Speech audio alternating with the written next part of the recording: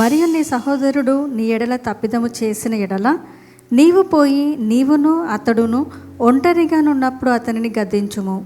అతడు నీ మాట వినిన ఎడల నీ సహోదరుని సంపాదించుకొంటివి.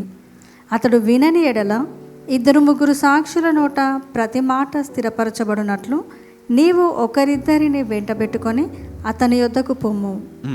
అతడు వారి మాటయు వినని ఎడల ఆ సంగతి సంఘమునకు తెలియజెప్పుము.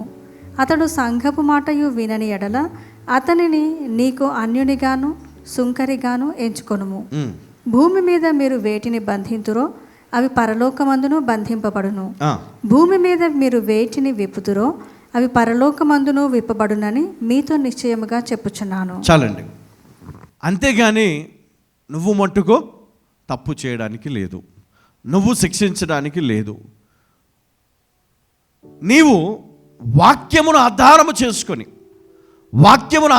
చేసుకొని నీవు గనక జీవించడం మొదలు పెడితే అప్పుడు మీరు భూమి మీద వేటిని బంధింతురో అవి పరలోకమందును బంధింపబడును కదా.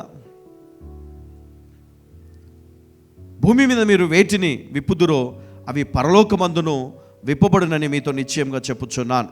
మరియు మీలో 2 తాము వేడుకొను దేని గూర్చి అయినను భూమి మీద ఏకీభవించిన ఎడల అది పరలోకమందున్న తండ్రి వలన వారికి దొరుకునని మీతో నిశ్చయంగా చెబుతున్నాను. ఏలైనగా ఎక్కడ 2-3 నా నామమందు కూడి ఉందురో అక్కడ నేను వారి మధ్యన నుండేదను అని చెప్పాను. మరి నిజంగా మరి దేవుని మాటలు కనుక మనం ఆలోచన చేస్తే ఈరోజు మొట్టమొదటిగా మనము సమాధానపడే వారముగా ఉండాలా. రెండవది, మనము ఒక బలమైనటువంటి ఒప్పందము మనం దేవునితో చేసుకోవాలి. ఒక బలమైన ఒప్పందం, అగ్రిమెంట్ దేవునితో మనం చేసుకోవాలి.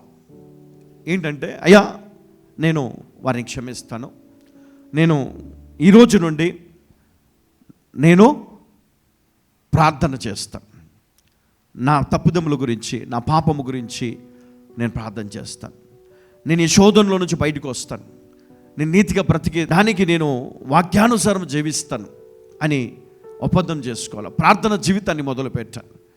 ప్రార్థన జీవితాన్ని ఒక లైఫ్ పార్ట్నర్ నీకు ఉన్నట్టుగానే ప్రేయర్ పార్ట్నర్ కూడా కావాలా. హల్లెలూయా. ఎవరు కావాలా? Prayer partner. ఎందుకంటే ఆ వ్యక్తిని దైవజనుడు అడిగాడు, ఏమని? అయ్యా ఇంట్లో ఎవరున్నారంటే అందరూ బిజీ, కొడుకున్నాడు, కుమార్తె ఉంది, భార్య ఉంది, అందరూ బిజీ. అయితే ఇప్పుడు నువ్వేం చేయాలి అంటే, నువ్వు వీళ్ళందరినీ కూడా ఒకరోజు నా దగ్గరికి తీసుకొని రా. ఏం చేయాలా? నా దగ్గరికి తీసుకొని రా. అయ్యా వాళ్ళు రారయ్యా కదా. చిన్నోడు అంటే మా బాబు వేరే దగ్గరికి వెళ్తాడు, నా కుమార్తె ఆమె ఆన్లైన్లో మరి వేరే ఒక మినిస్ట్రీని ఫాలో అవుతుంది, నా భార్య వంట చేసుకుంటూ ఇంట్లోనే ఉంటుంది, నేను ఒక్కడనే వస్తాను కదా అని అన్నాడంట. చాలా బాగుంది, ఒక్కొక్కరు ఒక్కొక్క విశ్వాసంలోనికి వెళ్ళిపోయారు, ఒక్కొక్క పద్ధతిలో వాళ్ళు బ్రతుకుతూ ఉన్నారు, చాలా సంతోషం. కానీ నేను నా మందిరానికి రమ్మని నేను చెప్పట్లే, నా మందిరంలో స్థిరపడమని చెప్పట్లే. ఒక్క వారం, ఒక్క రోజు, ఒకే ఒక గంట వాళ్ళని తీసుకొని రా, నేను దేవుని మాటలు వాళ్ళతో చెప్పాలా అని అన్నాడట. ఇక వాళ్ళని చాలా రిక్వెస్ట్ చేస్తే 1 month 2 months వాళ్ళు దాటేశారు. ఒక 8-9 వారాల తర్వాత ఒకరోజు ఇంకా వాళ్ళ నాన్న పోరు భరించలేక వాళ్ళందరూ వచ్చారంట. వచ్చినప్పుడు ఈ దైవజనుడు వాళ్ళందరినీ కూడా ముందుకు పిలిచాడంట. ఆ ఫ్యామిలీని ముందుకు పిలిచి వాళ్ళ కుమారునితో, కుమార్తెతో, భార్యతో ఒక మాట చెప్పాడంట. దేవుడు జతపరిచిన మీ ఇద్దరిని ఎవరు వేరు చేయొద్దు అన్నాడు దేవుడు. దేవుడు మిమ్మల్ని ఆశీర్వదించి 2 పిల్లల్ని ఇచ్చాడు, 4 అయ్యారు. అది ఫోన్ కావచ్చు, వేరే సాంప్రదాయం కావచ్చు, వేరే పద్ధతులు కావచ్చు, ఏది ఏమైనా ఏది మిమ్మల్ని విడతీయకూడదు. మీరు కలిసి ఒకే నాటిపైనికి రావాలా. మీరు ముగ్గురు కూడా మీ తండ్రి మాట వినాలా. ఎవరి మాట వినాలా? ఎవరి మాట వినాలా? మీ తండ్రి మాట వినాలా.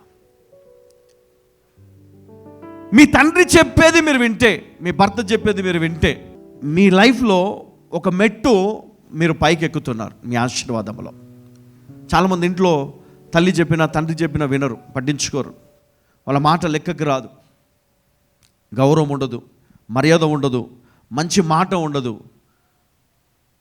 ఇది నీ ఆశీర్వాదమును బ్లాక్ చేస్తుంది. నీ ఫైనాన్షియల్ బ్లెస్సింగ్ని అది బ్లాక్ చేస్తుంది.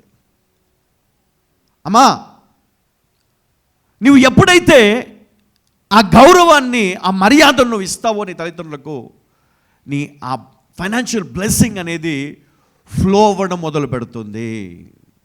ఇది ఎప్పుడైతే ఆగిపోతుందో నీ లైఫ్లో నువ్వు కన్నీళ్ళు విడవడం మొదలు పెడతావు. చికాకు ఉంటుంది, నీకు ఉద్యోగం పోతుంది, వ్యాపారం పోతుంది, నష్టాల పాలవుతూ ఉంటావు, ప్రమోషన్ రాదు, నువ్వు ఎదగలేవు, ఇంక్రిమెంట్ ఉండదు. కానీ ఎప్పుడైతే నువ్వు దేవుని దగ్గర వచ్చి దేవా నన్ను క్షమించు, నేను చేసినవన్నీ ఒప్పుకుంటున్నాను, నన్ను క్షమించు అని ఒప్పుకుంటావో ఆ నిమిషంలోనే అవన్నీ కూడా బ్రేక్ అవ్వడం నువ్వు చూస్తావు. బ్రేక్ అవ్వడం నువ్వు చూస్తావు. నువ్వు ఎప్పుడైతే నీ నోటితో నువ్వు ఒప్పుకుంటావో, వాళ్ళ ముగ్గురు విన్నారు. వాళ్ళు ఒక మాట చెప్పారు. వాళ్ళ తల్లి ముందన్నది, అయ్యా నన్ను క్షమించు, నేను ఈ రోజు ఇక్కడికి వచ్చింది, నా భర్త పదే బాధపడతా ఉన్నాడు, అన్నం తినట్లేదు, వారం రోజుల నుంచి తినట్లేదు, వారం రోజుల నుంచి ఏడుస్తున్నాడు రూమ్లో. ఆయన బాధ చూడలేక నేను వచ్చాను. ఆ పిల్లలు కూడా అన్నారంట, మా నాన్న కోసం వచ్చాము. మీ నాన్న కోసమే నేను చెప్తున్నా, మారు మనసు పొందండి. ఎప్పుడైతే మీరు మారు మనసు పొందుతారో, ఎప్పుడైతే మీరు ఒక అగ్రిమెంట్ మీరు చేసుకుంటారో ఫ్యామిలీగా, దేవుని యొక్క ఆశీర్వాదం మీ మీదకి వస్తుంది, దేవుని అభిషేకం మీ మీదకి వస్తుంది, ఫైనాన్షియల్ బ్రేక్ త్రూని మీరు చూస్తారు, మీ ఆర్థిక సమస్యల నుంచి విడుదల పొందుతారు. ఇదిగో సాతాను చూస్తూ ఉన్నాడు, నీ బిడ్డను, నీ కుమారుణ్ణి పాడు చేయాలని, వారిని చెడు మార్గంలో తీసుకొని వెళ్ళాలని. కానీ నీ కుటుంబ ప్రార్థన వారిని కాపాడుతుంది, నీ కుటుంబ ప్రార్థన వారి చుట్టూ కంచె వేస్తుంది.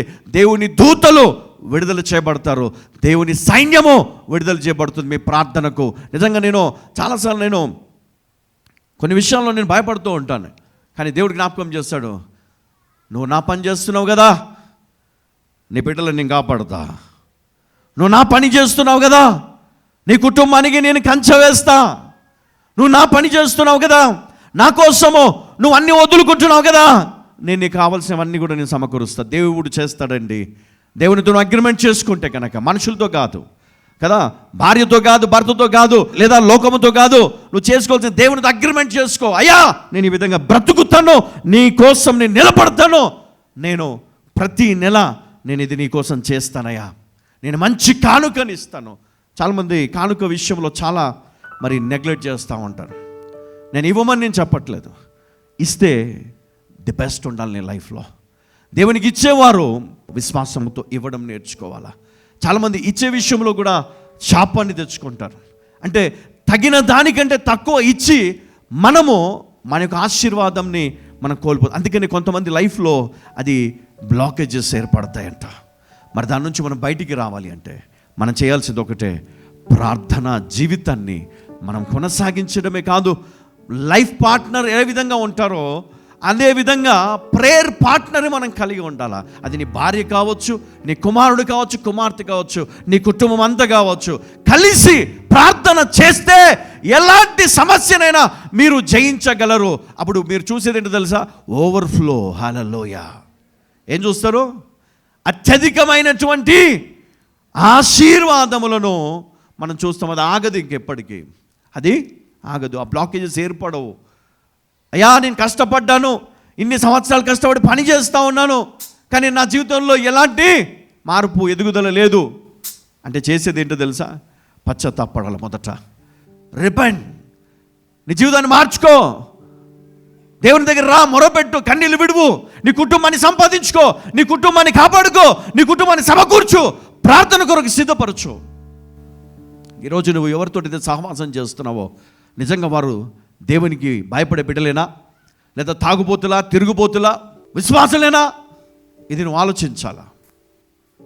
వాళ్ళు చెప్పినట్లుగా ఒకవేళ నువ్వు కూడా తాగుతూ తిరుగుతూ నీ జీవితాన్ని పాడు చేసుకుంటున్నావా, నష్టం చేసుకుంటున్నావా, అయితే జాగ్రత్త, ఆశీర్వాదమును కోల్పోతావు. సమృద్ధిని కోల్పోతావు, ఆరోగ్యాన్ని కోల్పోతావు.